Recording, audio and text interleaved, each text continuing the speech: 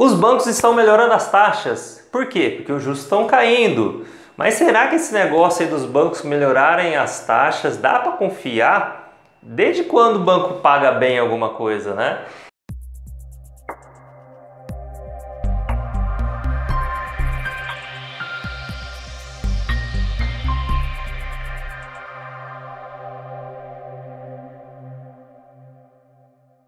Esse é o tema de hoje e, por favor, antes de continuar, eu vou pedir para você se inscrever no canal, dar aquela curtida na página no Facebook do Seu Futuro Tem Valor, porque isso ajuda demais o trabalho a continuar. Compartilha e é um conteúdo que ajuda muitas pessoas, porque a gente sabe que o brasileiro tem dificuldade de cuidar do dinheiro, ele trabalha muito, mas na hora de cuidar do que ele ganhou, vai pelo ralo. Então a gente está aqui para te ajudar a cuidar melhor das suas finanças.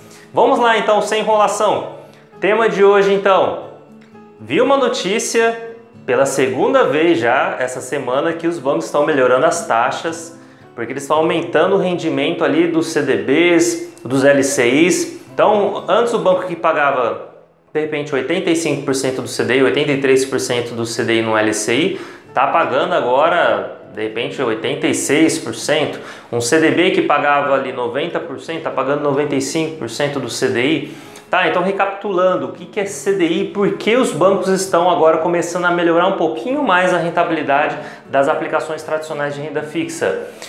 Primeiramente, o CDI, lembrando, é a taxa de juros, tá? Então a gente tem a taxa principal, que é a Selic hoje está em 7% ao ano, com perspectiva de cair inclusive essa semana para 6,75% ao ano. Então veja que quando você tira o imposto de renda, você não vai ter hoje então nem 0,5% ao mês de rendimento com uma aplicação tradicional de renda fixa, isso se ela pagar 100% do CDI.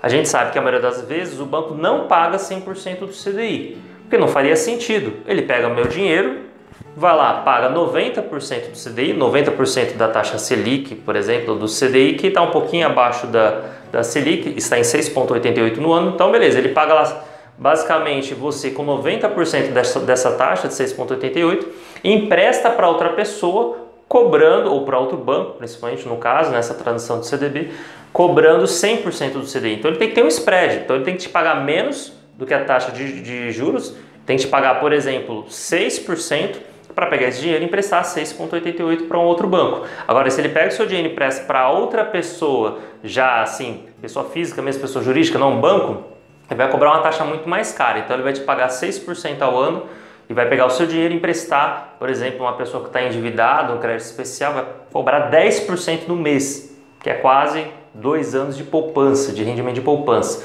Então entendemos o que é o CDI, ok, ele está caindo, vai até cair um pouco mais essa semana, e é em cima dele que a maioria das aplicações do banco pagam e remuneram. Ok, só que o CDI despencando, a gente está vendo que a atratividade das aplicações financeiras está diminuindo. E com isso, tende-se aí o mercado a olhar com olhos um pouco mais carinhosos, digamos assim, para a renda variável, ou seja, para aplicações com mais risco, exemplo, ações. Por isso a bolsa está bombando, está valorizando muito.